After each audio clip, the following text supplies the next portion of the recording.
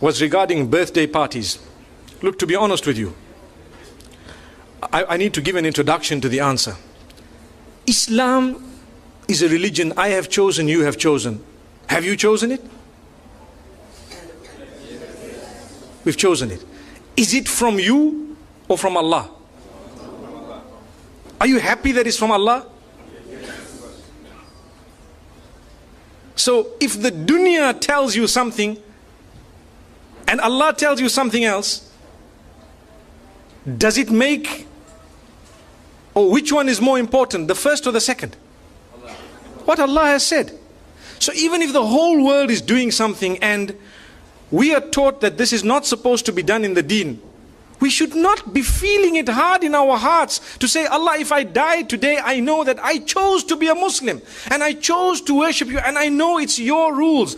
You know, it's so difficult today to talk because you're talking to a secular world, and sometimes they will pick on a small point of yours and they will make it a big issue for nothing, but not realizing that we do believe you are free to choose whether you're a Muslim or not. But the fact that you chose you're a Muslim, you are not free to change Islam. That's what we're saying. You cannot come and say, no, you know what, Islam needs to be modified. Well, then tell yourself you're a modified Muslim. Someone says, are you a Muslim? Say, no, I'm a modified Muslim, you know. So people know.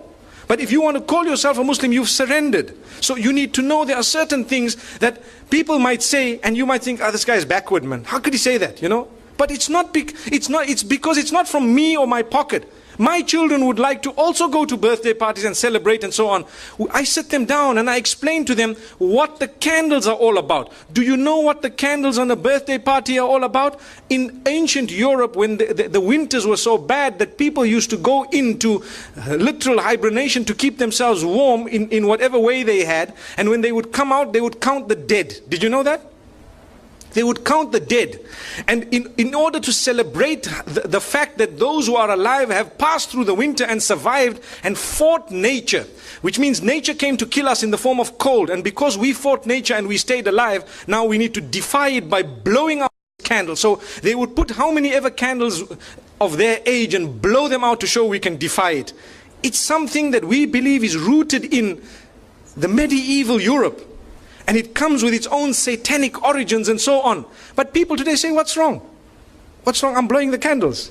But you don't realize it's like an act of worship of the pagans. And we're saying, you know, and people have made it a culture and a tradition. The same applies to so many other things. You know, like Valentine's and so on. People start saying, but what's wrong? How come these people, you know, you're not allowed to show your love?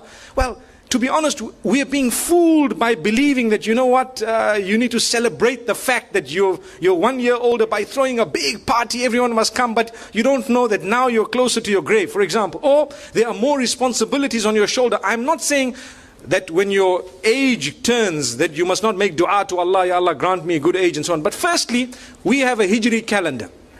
Secondly, these teachings are foreign to Islam. They are actually incorrect, invalid. But they come from Allah, not from me, not from you. If I had it my way and you had it your way, we would be throwing parties because our kids put pressure on us, so do mine. But we have to speak to them, address them, try and explain to them, and, you know, get to the origins of it. The sad reality is people take part wholesale. So they'll tell you, but they did it. But these people did it. That's the peer pressure. Sadly, we're living in an age, al-qabidu ala dinihi kal-qabidi ala jamr.